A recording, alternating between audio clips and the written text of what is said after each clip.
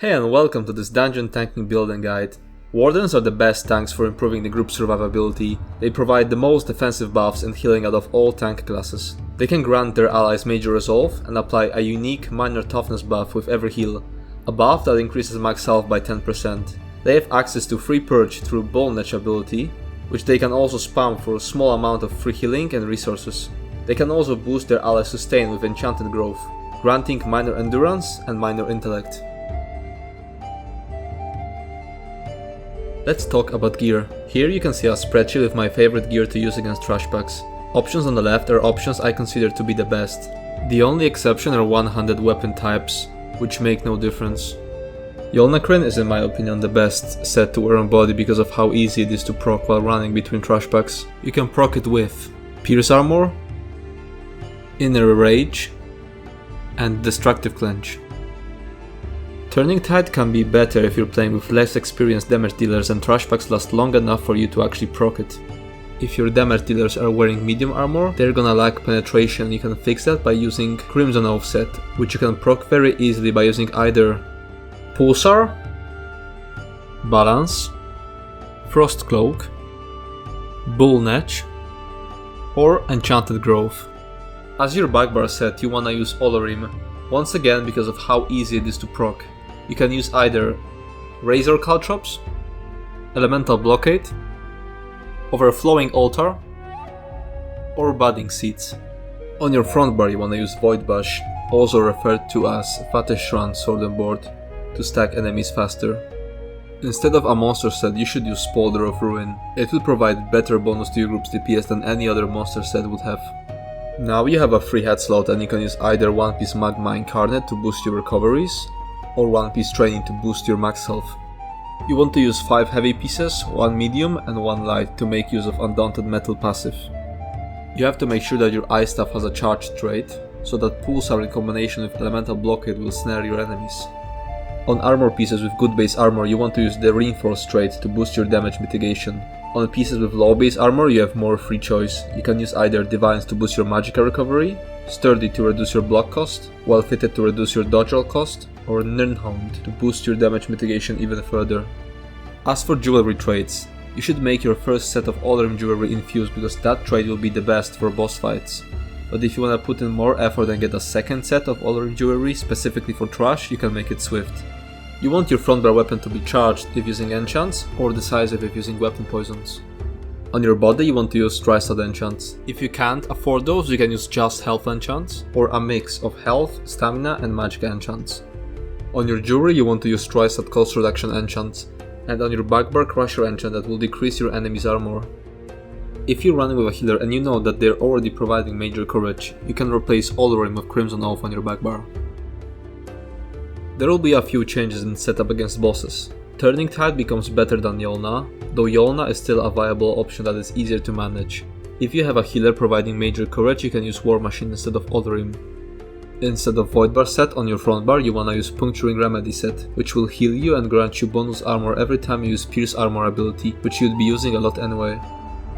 Another option you could use instead of Spolder of Ruin is Nazarai. It will extend minor and major debuffs on your enemies every time you use your ultimate, and it also won't reduce your recoveries the way Spolder does, so it's easier to play with. But in the end it provides smaller DPS bonus to your group than Spolder would. You wanna make sure your ice staff in this setup is infused instead of charged, so that you can continuously keep up Crusher debuff.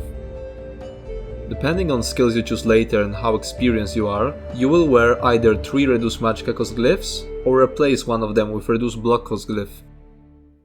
If you're gonna choose expensive skills, such as Enchanted Growth, go with 3 reduced magicka cost enchants. If you choose cheaper ones, or if you're a bit inexperienced and need to block more, go with the block cost enchant.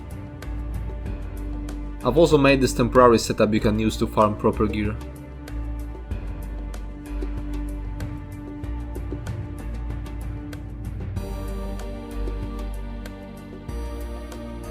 This is the skill setup against trash packs. When skills are next to each other on the screen, it means you have to pick either one of those, depending on your preference or situation.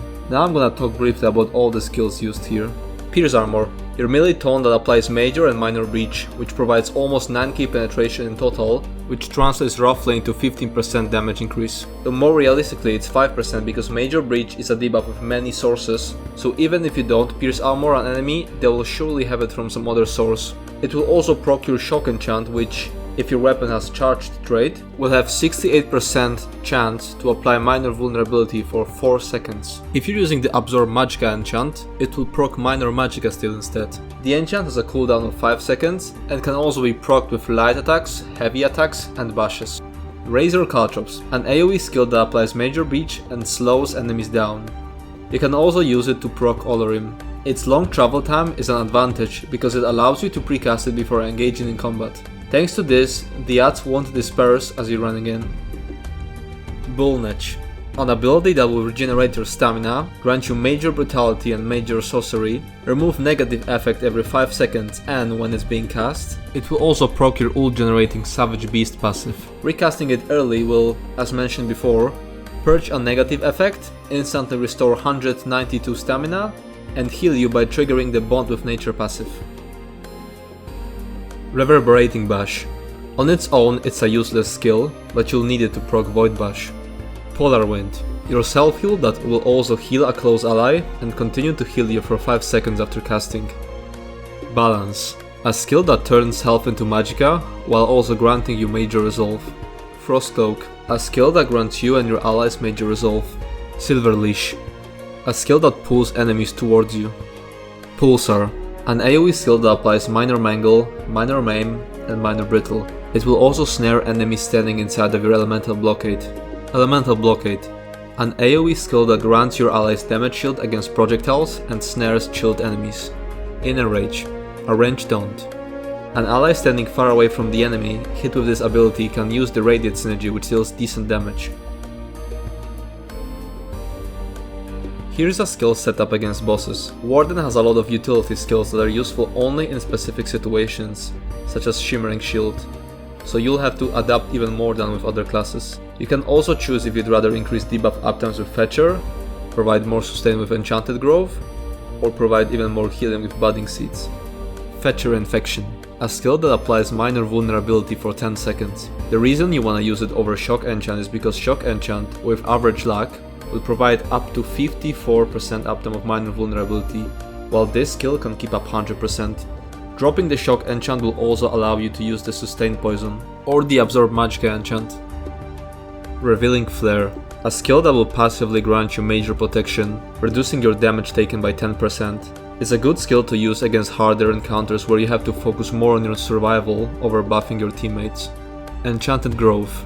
A skill that will heal you and your teammates, and grant you all minor endurance and minor intellect, increasing both of your recoveries by 15%. It will also proc minor toughness. Shimmering Shield. It's a skill that will make you basically invincible against projectiles and also grant you major heroism when being hit with those. It's a very situational skill that's incredible in few encounters but useless in others. Immovable. A skill that grants you immunity to crowd control effects and increases your block mitigation by a lot.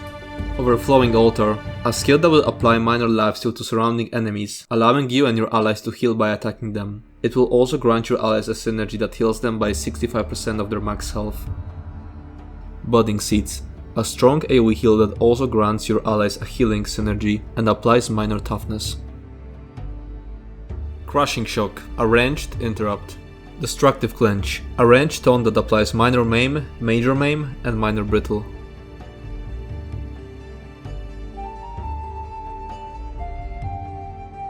These are the ultimate skills you wanna use. Temporal Guard. A skill that you want to keep slotted on your front bar for its passive effect, granting you minor protection which decreases your damage taken by 5%. Having it slotted will also trigger the Concentrated Barrier passive, granting you damage shield when blocking. Reviving Barrier. Alternative to Temporal Guard, an ultimate you can activate to grant your allies a massive damage shield that also heals them. Having it slotted will enable the Magicka 8 passive, increasing your Magicka recovery by 10%. Aggressive Horn. The best offensive ultimate. It will grant your allies a 30-second buff that will increase their maximum resources by 10%, and also a shorter 10-second major force buff that will increase their critical damage by 20%. Champion Points. In the blue tree you want to use all the mitigation CPs as a base to start from, and you can stick to that setup without losing much. If you want, you can also tailor it more to specific fights. For example, if a boss fight doesn't have any damage over time, you can drop Enduring Resolve, and the same applies to other slottables. In those cases, other slottables you could use are Bulwark, Endless Endurance, Focus Mending, Hope Infusion, and Salve of Renewal. In the red tree you wanna always slot Boundless Vitality, Fortified, and Rejuvenation. For trash, your last slottable will be Celerity, and for boss fights, Bracing Anchor. Race. The best race for tanking is Nord. Their passives are Resist Frost, which increases your max health and frost resistance, Stalwart, which increases your max stamina and generates ultimate when you get hit, and Ragged, which increases your armor by a lot. Food. The best food is Orzorga's Smoked Bear Haunch, which will increase your max health and all recoveries. There is also a cheaper alternative called Jewels of Misrule, which provides slightly less stats.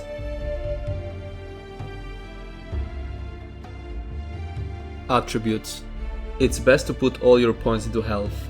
If you're playing a race with racial bonus to maximum magicka, you'll have to put some points into stamina to make sure it's higher than magicka, so that combustion synergy restores stamina. Munduses. The best option is Atronach, which increases your magicka recovery.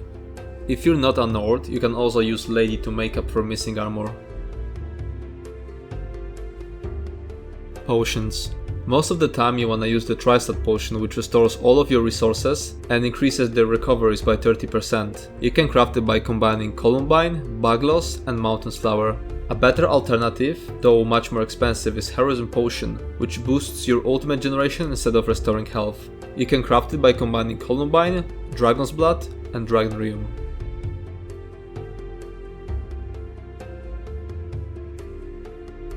Tips. You want to start trash fights by throwing caltrops and then swapping to your backbar. This will proc Olorim. After that, your priorities are Taunt hard hitting adds, Chain small adds, and debuff with Pulsar. Make sure not to bar swap right after casting Destructive Clench. Minor Brittle can only be applied while wielding Ice Staff, so if you swap to your one hand and shield bar before projectile hits the enemy, you won't apply it. When there's nothing else to cast, you can just spam Bullnetch. It will restore your health, stamina, and proc your ultimate generating passive. That's all about Warden. If you have any more questions, feel free to ask in the comments, and if you want to see more of my tanking content like guides, trifecta achievements, and world records, feel free to subscribe to my channel. See you in the next video.